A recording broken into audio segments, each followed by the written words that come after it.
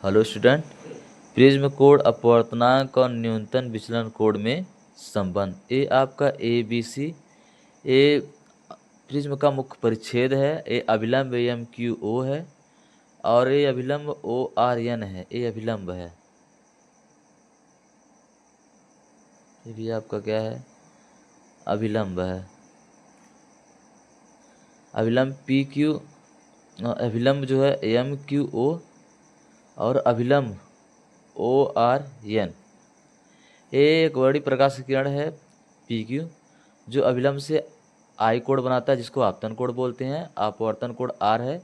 और जो एक किरण होता है प्रिज्म के अंदर, ये मुख्य प्रिज्म के आधार के समांतर होता है। प्रिज्म में जैसे अपवर्तक पृष्ठ A से पहुंचता है, यहाँ पे क्या होता है, ये इसका यहाँ पर आपतन कोण R डैश होगा, ये अपवर्तन कोण I डैश होगा।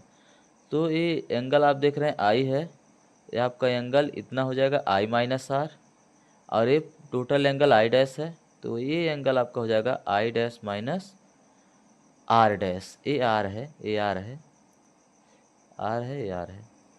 माना ABC प्रिज्म का मुख्य परिच्छेद है। चित्र से त्रिभुज UQR में, UQR में, UQR में डेल बहिष्ठ कोण है। ये जो डेल है, बहिष्ठ कोण मतलब बाहर का कोण है।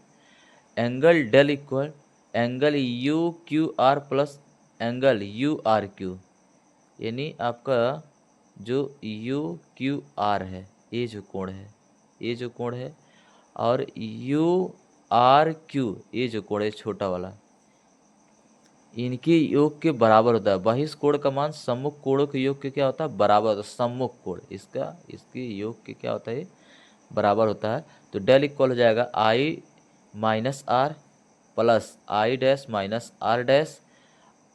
अब इसको ब्रैकेट ओपन कर देंगे, I के साथ I plus I dash, I को I के साथ लेंगे, R को R के साथ लेंगे।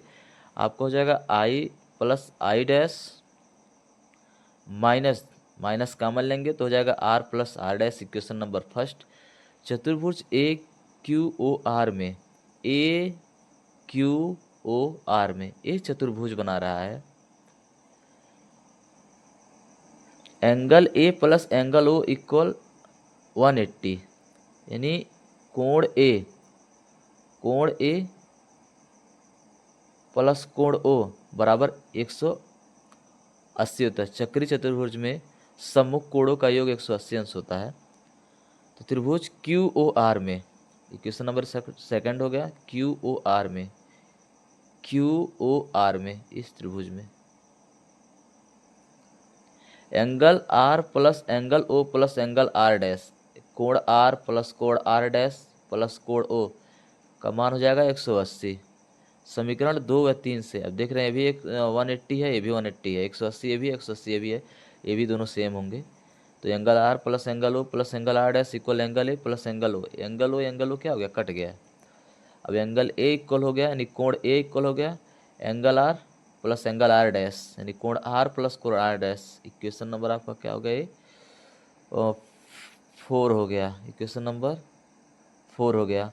अब देखो समीकरण 4 का मान एंगल, इक्वेशन 4 का मान 1 में रखने पर, इस समीकरण जो 4 है इसका मान 1 में रखने पर R प्लस R डैश बराबर एंगल A है। तो एंगल डेल इक्वल कोण del equal I plus I dash equal minus A। Equation number आपका 5 हो गया। न्यूनतम विचलन कोण की स्थिति में, न्यूनतम यानी जो ये विचलन कोण है बहुत छोटा हो, उस स्थिति में I इक्वल I डैश होता है तथा R इक्वल क्या होता है, R डैश। समीकरण 4 से R प्लस R इक्वल, यहाँ से जब दोनों न्यूनतम विचलन की स्थिति होगा तो R डैश R के इक्वल होगा, तो R plus R equal A। तो R R हो गया आपका 2R इक्वल क्या हो गया, A।